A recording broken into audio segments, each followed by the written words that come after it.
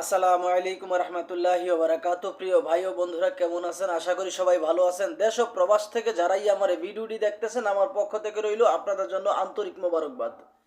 আমি চাই আপনারা সবসময় ভালো থাকেন, যে যে দেশেই থাকেন না কেন, যে কাজই করেন না কেন, আপনার জন্য সবসময় ভালো থাকেন, এই দোয়াই আল্লাহ তাআলা রব্বুল আলামিনের কাছে আমি সবসময় করি। ইতিমধ্যে আমাকে নিয়ে সমালোচনা করা শুরু হয়ে গেছেন। এটা আসলে আমার কথা নয়, আমার এক ভাইয়ের কথা। ভাইটা আমাকে কমেন্ট করছে যে আমাকে নিয়ে নাকি সমালোচনা করা শুরু হয়ে গেছে। আমাকে নিয়ে অন্য একটা ভিডিওতে অনেক ধরনের কথা বলছে, এবং কি ইউটিউবারও সাথে ছিল। আমার স্ক্রিনের এই পাশে দেখেন একটা কমেন্ট দেখা যাচ্ছে, সেটার মধ্যে লেখা আছে সেই প্রিয় ভাইটার যে কমেন্টটা। তো সেটা আমি আগেও জানতাম যে আসলে আমাকে নিয়ে যে কথাগুলো হবে এবং এই মেয়েগুলো যে কথা বলবে আমাকে নিয়ে, সেটা আমি ভালো করেই জানি। অতএব এই সমস্ত আমি কখনো কেয়ার করি না। কেননা আমি সবসময় মনে করি, সত্যের পথে চলতে গেলে বা ভালো পথে চলতে গেলে অন্যায়ের বিরুদ্ধে কথা বললে দু একটু একটু একটু সমালোচনা হবেই, এটাই স্বাভাবিক। এটা আমি আহ, কি মনে কিছু করি না। যাদের কিছু করার ক্ষমতা নাই, তাদের একটাই ক্ষমতা, সমালোচনা করা। আমার স্ক্রিনে এই যে ভিডিওটা চলতেছে, আহ, তার নাম হচ্ছে লিমা, চিটিংবাজ লিমা। তার প্রত্যেকটা ভিডিওর মধ্যেই সে তার নামটা উল্লেখ করে, সে নাকি বেদে কন্যা, বেদে সম্প্রদায়ের মেয়ে, এবং কি তার নাম লিমা। সে একজন মনের মানুষ খুঁজতেছে। আমি সম্ভবত 18 কিংবা 19 সালে, 2018 কিংবা 19 সালে আমি ওর প্রতিবেদন প্রথম দেখি। সেই 18-19 থেকে এখন 24 পর্যন্ত সে এখনও নতুন নতুন ভিডিও আপলোড করে বা নতুন নতুন প্রতিবেদন করে, কিন্তু আজও সে নাকি মনের মানুষ পায় নাই। আমার মনে হয় না এই জীবনে বা এই পৃথিবীর মেয়াদ যতদিন আছে, এই পৃথিবীতে থাকাকালীন সে আর কখনো মনের মানুষ পাবে আমার মনে হয় না। কেননা পৃথিবীর মেয়াদ তো এমনও বেশি দিন নাই। হয়তো আমাদের কেয়ামত খুবই নিকটে। ফুরাত নদীর পানি কিন্তু প্রায় শুকিয়ে যাচ্ছে, ধীরে ধীরে শুকিয়ে যাচ্ছে। অতএব কেয়ামতের সাথে এই ফুরাত নদীর কিছুটা সম্পর্ক আছে। তো এই জন্য বললাম কেয়ামত বেশি দূরে নয়। এই জন্যই এই সমস্ত কাজ করতেছে ওরা। একটা সময় আসতো যে আসলে রাস্তায় যদি কোনো ছেলে দেখতো, মেয়েরা রাস্তার পাশ দিয়ে হাইটা যেত। কিন্তু বর্তমান যে সাম্প্রতিক সময়, এই সময়ে মেয়েরা এমনভাবে চলাফেরা করে, মেয়েদের ভয়ে ছেলেরা রাস্তার পাশ দিয়ে হাইটা যাইতে হয়। এমন একটা সময় আসছে।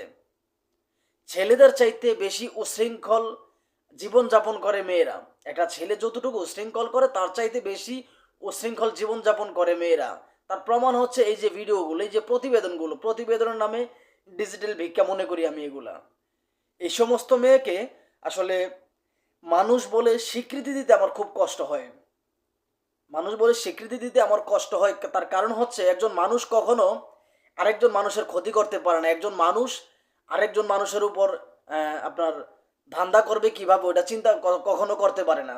আল্লাহ তাআলা সব কিছু মাপ দিব, কিন্তু পরের হক কখনো মাপ দিবে না। এই কথাটা সব সময় আপনারা মনে রাখবেন। তো এই সমস্ত মেয়ে যতই সমালোচনা করুক না কেন, আমি কখনোই এরকম তাদের বিরুদ্ধে কথা বলা বন্ধ করব না, আমি যতক্ষণ পৃথিবীতে বেঁচে আছি। আল্লাহ তাআলা যদি আমাকে নিয়ে যায় তাহলে তো সেটা হচ্ছে ভিন্ন বিষয়, কিন্তু আমি পৃথিবীতে থাকাকালীন আমি আমার জায়গা থেকে প্রতিবাদ করে যাব। এটা আর কেউ প্রতিবাদ করুক আর না করুক, আমি প্রতিবাদ করেই যাব।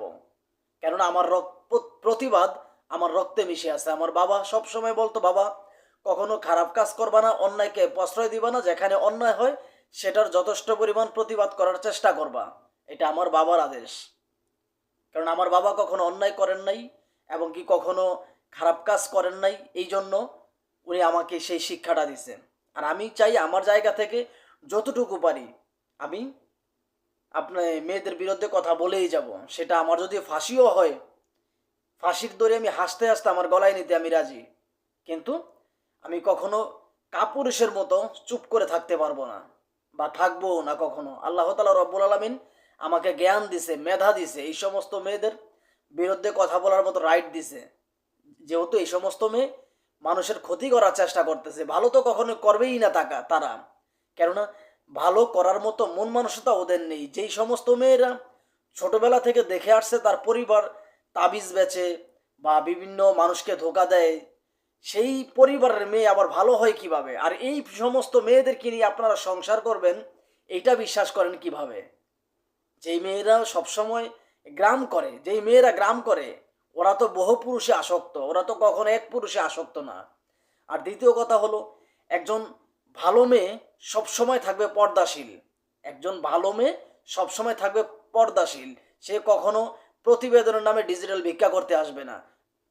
এই কথাটা সবসময় আপনারা মনে রাখবেন। আর অনলাইনে কখনো ভালো মেয়ে পাওয়া যায় না। আর ভালো মেয়ে কখনো লং টাইম অনলাইনে আসে না, প্রতিবেদন করে না, প্রতিবেদনের নামে ডিজিটাল ভিক্ষা করে না। এখন তো দেখতেছি অনেক প্রতিবেদন। আগে তো 2018-19 কিংবা 20-এর মধ্যে আমি দেখতাম অল্প অল্প প্রতিবেদন, কিন্তু বর্তমান সময়ে এতটাই প্রতিবেদন বা এতটাই মেয়েদের বেহায়াপনা বাইরে গেছে যে আসলে কি বলবো, আমরা নিজেরাই লজ্জাবোধ করি ওদের সাথে কথা বলতে, ওদের বিরুদ্ধে কথা বলতে আমরা নিজেরাই লজ্জাবোধ করি। কারণ আমাদের তো একটা মানিজ্যত আছে, ওদের হয়তো মানিজ্যত নাই। আর বাইদা বংশধর যারা, হাতের পাঁচ আঙ্গুল একরকম না, আমি সবাইকে বলি না, বাইদা সম্প্রদায় যারা, তার থেকে আপনার 95% কিংবা 90% মানুষে হচ্ছে এরকম ধোকাবাজ, চিটিংবাজ। হয়তো 5% ভালো আছে, তাদেরকে আমি সম্মান করি। আমার সাথেও ব্যক্তিগতভাবে কয়েকজন বাইদার সম্পর্ক আছে, যারা ছেলে, তারা খুবই ভালো মনের মানুষ, মাঝে মধ্যে তাদের সাথে কথা হয়, কিন্তু ওরা এমন না। এই সমস্ত মেয়েরা যেরকম ধান্দাবাজ, চিটিংবাজ, তো ওরা আমাকে নিয়ে যতই কথা বলুক না কেন, আমি কখনোই তাদের বিরুদ্ধে কথা বলা বন্ধ করব না। এটাই হচ্ছে আমার চ্যালেঞ্জ। ওরা যেটা মন চায় সেটা করুক, কোনো সমস্যা নাই, আমি এগুলোকে কেয়ার করি না। তো সবচেয়ে বড় কথা হলো, আপনারা সচেতন হন। ওরা তো আমাকে একা বলে, তাতে আমার কোনো সমস্যা নাই, কিন্তু আপনাদেরকে তো ধোকা দেওয়া বন্ধ করবে না ওরা। ওরা এক দিক দিয়ে বলবে ওরা সত্য, আমি মিথ্যা, আরেক দিক দিয়ে আপনাদেরকে ধোকা দেওয়ার চেষ্টা করবে। এই জন্য বললাম, আপনারা সবসময় ওদের থেকে দূরে থাকবেন। অনলাইনে কখনো ভালো মেয়ে পাওয়া যায় না, আর ভালো মেয়ে কখনো লং টাইম অনলাইনে থাকে না, এবং কি প্রতিবেদনের নামে ডিজিটাল ভিক্ষা করে না। তো আমার প্রিয় প্রবাসী ভাইয়ের, আপনারা সবসময় ভালো থাকবেন, সুস্থ থাকবেন, আর আমার জন্য সবসময় দোয়া করবেন। আল্লাহ হাফেজ।